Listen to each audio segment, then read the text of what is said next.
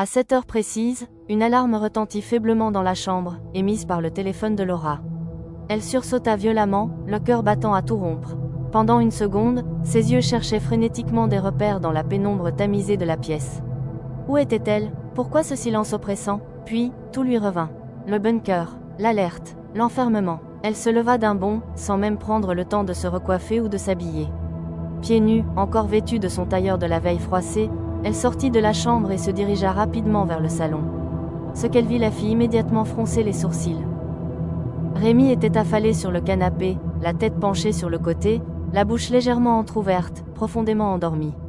La télévision était éteinte, le silence régnait. « Rémi !» tonna-t-elle d'une voix forte, autoritaire, comme un coup de fouet. Il sursauta, les yeux écarquillés, complètement confus. « Je croyais que tu devais rester éveillé pour suivre les infos. Tu m'as dit que tu me réveillerais s'il se passait quelque chose. » Rémi se redressa en catastrophe, les yeux encore embués de sommeil, la bouche pâteuse. « Désolé, je me suis endormi sans m'en rendre compte, » répondit-il par réflexe, presque honteux. « Rallume la télé, » ordonna-t-elle sèchement. Rémi s'exécuta sans répondre, attrapant la télécommande posée sur la coudoir. Le silence pesant fut rapidement brisé par le grésillement de l'écran qui se ralluma. L'émission tournait toujours sur la télévision, mais les visages avaient changé. Deux nouveaux présentateurs, aux traits tirés par la fatigue, reprennent le flambeau, débitant les mêmes informations que la veille. La situation semblait figée, irréelle, suspendue dans une tension insoutenable. Laura s'installa lourdement dans le canapé, les bras croisés. « Va me faire un café », dit-elle d'un ton sec, comme si elle était encore dans la salle de réunion de l'entreprise. Rémi serra les dents. L'ordre l'irrita profondément, mais il ne répondit pas. Il n'avait pas la force de se disputer. Il se leva, s'éloigna vers la petite cuisine du bunker et prépara 2 tasses de café en silence. Une fois les boissons prêtes, il revint s'asseoir à côté d'elle et lui tendit l'une des tasses sans un mot. Laura prit la tasse sans le remercier, les yeux toujours rivés à l'écran. Le programme diffusait en boucle les mêmes images, des villes américaines en ruine, des foules paniquées, des colonnes de fumée noire montant au ciel, des voix graves appelant à la prudence, à l'attente, au silence. La tasse chaude entre les mains, Rémi tourne la tête vers Laura. Son regard fut attiré, presque malgré lui, par quelque chose de différent.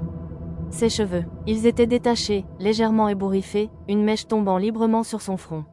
Elle semblait moins autoritaire, presque vulnérable dans sa tenue froissée, le visage marqué par le manque de sommeil. Une pensée fugace lui traversa l'esprit. Elle est jolie, en fait, quand elle ne joue pas à la patronne. Mais il se redressa aussitôt intérieurement. Non, c'est Laura. Laura, elle ne peut pas être jolie. Pas elle. Il détourna les yeux, tentant d'effacer cette idée inconvenante. Après un long silence pesant, seulement rythmé par les bruits en sourdine de la télévision et le cliquetis discret des cuillères contre les tasses vides, Laura se leva d'un coup. Elle étira brièvement ses bras engourdis, poussa un soupir agacé, puis se dirigea vers le couloir du fond. « J'espère que les douches fonctionnent, » dit-elle en jetant un regard par-dessus son épaule. Rémi ne répondit pas. Il resta assis, les yeux perdus sur l'écran, le visage fermé. Il n'avait pas envie de jouer à son petit théâtre aujourd'hui. Pas après ce qu'il venait de vivre. Pas avec tout ce qui pesait au-dessus d'eux. Pas après une nuit d'angoisse et de silence. Il se contenta de hocher vaguement la tête, sans même être sûr qu'elle le voyait. Laura haussa les épaules et s'éloigna dans le couloir sans insister. Dans le salon, Rémi soupira.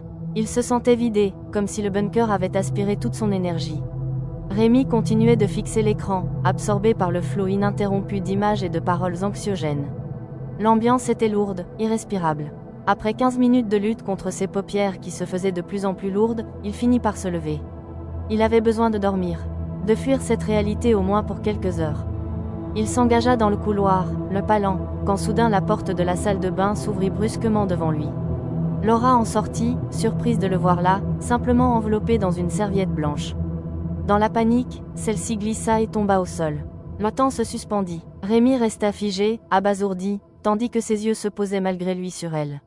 Son corps nu se dévoila l'espace d'un instant fugace, silhouette élancée, peau dorée, courbes affirmées. Une image aussi inattendue que troublante, à milieu de la Laura autoritaire et glaciale qu'il connaissait. Un mince sourire se dessina sur son visage, presque malgré lui. Mais déjà, Laura avait ramené précipitamment la serviette contre elle, furieuse. « T'as rien à faire là. T'as pas frappé, évidemment. Espèce de voyeur, arrête de te rincer l'œil. » Sans lui laisser le temps de répondre, elle tourna les talons et claqua la porte de la chambre d'à côté. Rémi resta quelques secondes immobile, secoua la tête, et reprit son chemin en silence. Il entra dans la chambre d'en face et referma la porte derrière lui, l'esprit agité de penser qu'il aurait préféré ne pas avoir. Rémi s'allongea sous les draps froids de la petite chambre, le corps tendu, l'esprit encore secoué par la scène qu'il venait de vivre. L'image de Laura, nue, imprévisible et pourtant étrangement belle, revenait se glisser dans ses pensées. Il chassa l'idée d'un soupir, se retournant sur le côté pour tenter de s'endormir. Et, malgré le chaos du monde extérieur, malgré tout ce qu'il savait, le sommeil le prit plus vite qu'il ne l'aurait cru. Dans la pièce voisine, Laura était recroquevillée sous les draps. La lumière tamisée projetait sur les murs les ombres tremblantes de ses épaules qui secouaient doucement. Elle pensait à tout ce qu'elle avait perdu, ou risquait de perdre. Sa famille, ses amis, son entreprise qu'elle avait bâtie seule, avec fierté. Son monde entier était en train de basculer, et elle n'y pouvait rien. Les larmes vinrent sans qu'elle les appelle. Silencieuses, elles coulaient sur ses joues, humectant l'oreiller sans retenue. Pour une fois, elle ne chercha pas à les cacher. Elle ne joua pas à la femme forte. Elle les laissa couler, simplement. Elle avait peur, elle était triste, et elle était seule. Laura finit par s'endormir, vaincue par l'épuisement tant physique que émotionnel. Son corps, en boule sous la couverture, se relâcha peu à peu, ses muscles tendus cédant enfin à une forme de paix fragile. Le silence du bunker, à peine troublé par le ronronnement discret de la ventilation, devint son refuge. Pendant plusieurs heures, elle dormit d'un sommeil profond, sans rêve, sans sursaut, comme si son esprit avait décidé de faire une pause, de tout suspendre. Le monde pouvait bien brûler dehors, le temps s'était figé ici, sous terre, dans cette parenthèse entre deux certitudes. Et dans la chambre voisine, Rémi aussi dormait, paisiblement, comme si, pour une nuit au moins, leur rancune mutuelle et le chaos du monde avaient été mis sur pause. Merci d'avoir écouté le chapitre 3, rendez-vous la semaine prochaine pour la suite où la tension monte d'un cran. Abonnez-vous et likez cette vidéo, j'aime pas réclamer mais s'il vous plaît j'en ai tellement besoin et je vous en remercie d'avance. Le roman complet est dispo sur Amazon en Kindle et broché.